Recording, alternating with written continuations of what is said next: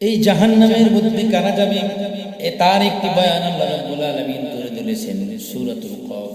আল্লাহ রাব্বুল আলামিন বলেন, আলকিয়া ফি জাহান্নামা কুল্লা কাফফারিন আনিদ। এই জাহান্নামের মধ্যে যারা কুফরি করেছে এদেরকে নিক্ষেপ কর। যারা বলেছে দেয়ার ইজ নো গড, সকলকে জাহান্নামে নিক্ষেপ করে। আনিদ, যারা উদ্ধত এদেরকে নিক্ষেপ করে। মান্নাইন লিল খায়রি মু'তাদিন মুরিব। যারা ভালো কাজে বাধা প্রদান করেছে, যারা সালাত আদায় করে নাই, যারা সালাত আদায় করতে দেয় নাই, যারা মসজিদের মধ্যে মাদ্রাসার মধ্যে ধর্মীয় মাহফিলে যারা বাধা প্রদান করেছে, এই সব লোকগুলিকে জাহান্নামের মধ্যে নিক্ষেপ করো। মু'তাদিন, যারা আল্লাহর দেওয়া সীমা লঙ্ঘন করেছে। আল্লাহর দেওয়া সীমা আছে কিনা বলেন? আল্লাহ বলেছেন খাওয়ারও একটা সীমা আছে। ও বান্দা, তোমার চরিত্র গঠনের সীমা আছে। জিনা করতে পারবা না, চুরি করতে পারবা না, ডাকাতি করতে পারবা না, মানুষের সম্পদ লুণ্ঠন করতে পারবা না, কোনো খারাপ কাজ করতে পারবা না, পাপের কাজ করতে পারবা না। যারা আল্লাহর দেওয়া সীমাকে লঙ্ঘন করেছে তাদের স্থান হবে কোথায়? জাহান্নামে। মুরিব, যারা সন্দেহ করেছে, আল্লাহর অস্তিত্ব নিয়ে যারা সন্দেহ করেছে, যারা গায়েব নিয়ে সন্দেহ করেছে, যারা আখিরাতকে অবিশ্বাস করেছে, সেই স্থান হবে কোথায়? তাদেরকে জাহান্নামের মধ্যে তাদেরকে নিক্ষেপ করা হবে, ফেলে দেওয়া হবে। জাহান্নামে কারা যাবে তারও আরো একটি বয়ান জাহান্নামে যাওয়ার কারণগুলি বলেছেন। আল্লাহ রাব্বুল আলামিন বলেন, ইয়াতাসাআলুনা আনিল মুজরিমিন। জাহান্নামের মধ্যে কারা যাবে তাদের নিয়ে পাপী জান্নাতবাসীর আলোচনা করবে যে কেন তারা জাহান্নামে গেছে। ক্বালু লাম নাকু মিনাল মুসাল্লিন মা সালাকাকুম ফি সাকার। জাহান্নামে তোমরা কেন এসেছো?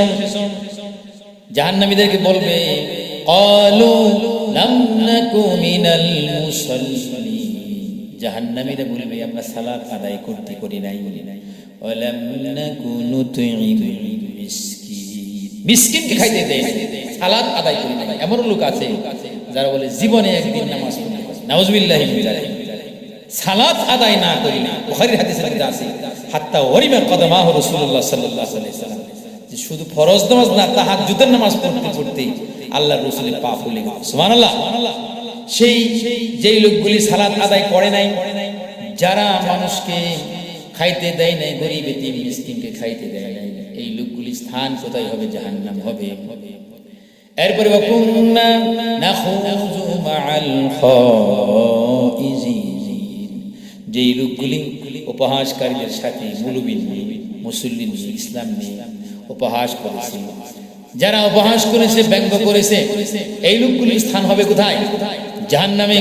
ওয়াকুন্না নুকাযযিবু বিয়াউমিদ্দিন, আর যারা আখিরাতকে অস্বীকার করেছে তাদের স্থান হবে জাহান্নাম। আল্লাহ রাব্বুল আলামিন বলেন, ইন্না জাহান্নামা কানাত মিরসাদা লিত্তাগিনা মাআবা। জাহান্নাম সীমা লঙ্ঘনকারীদের জন্য উৎ পেতে বসে আছে। লিত্তাগিনা মাআবা লাবিসিনা ফিহা আহকাবা, যুগের পর যুগ, কালের পর কাল জাহান্নামের মধ্যে অবস্থান। এই জাহান্নামীদেরকে খাইতে দেওয়া হবে কি? শুনেন, আল্লাহ রাব্বুল আলামিন বলেন, ইন্না শাজারাতাজ যাকুম তুআমুল আসিম। তুআমুল আসিম, এই যাকুম বৃক্ষ যার দুনিয়াতে এক ফোঁটা পড়লে, হাদিসের মধ্যে আছে, দুনিয়ার সব তিতা হয়ে গেল, বিষাদ হয়ে গেল। সেই যাকুম বৃক্ষে যাকুমের ফল খাইতে দেওয়া হবে। তুআমুল আসিম, পাপীদের খাবে। এই জাহান্নামের মধ্যে জাহান্নামীরা বাঁচবেও না, মরবেও না, মৃত্যু আর হবে না। আল্লাহ রাব্বুল আলামিন বলেন, সুম্মা লা ইয়ামুতু ফিহা ওয়ালা ইয়াহইয়া। এই জাহান্নামের মধ্যে জাহান্নামীরা বাঁচবেও না, মরবেও না, মৃত্যু কামনা করবে জাহান্নামীরা। জাহান্নামের প্রহরী মালিককে বলবে, ওয়ানাদাউ ইয়া মালিক আনকিজি আলাইনা রাব্বুকা। ও মালিক, তোমার রবকে বলো যেন আমাদের মৃত্যু দিয়ে দেয়। কিন্তু সেই জাহান্নামী মানুষের, জাহান্নামীদের মৃত্যু হবে না। কাজে জাহান্নামে থেকে বাঁচতে হলে আমাদের কি করতে হবে? সকাল সন্ধ্যায় 7 বার বলবো, আল্লাহুম্মা আজিরনি মিনান নার। এই দোয়া পড়লেই যে জাহান্নাম থেকে মুক্তি হবে এরকম কোনো কথা নেই। তবে আল্লাহ বাঁচাইতে পারে। তার চেয়ে বড় কথা হলো জাহান্নামে যাওয়ার যে কারণ আছে সেই জাহান্নামে যাওয়ার কাজগুলি থেকে বাঁচতে হবে, সেই কাজগুলি ত্যাগ করতে হবে, তবেই আমরা জাহান্নাম থেকে বাঁচতে পারবো। আল্লাহ রাব্বুল আলামিন আমাদের সকলকে জাহান্নামের কঠিন শাস্তি থেকে বাঁচার জন্য তৌফিক দান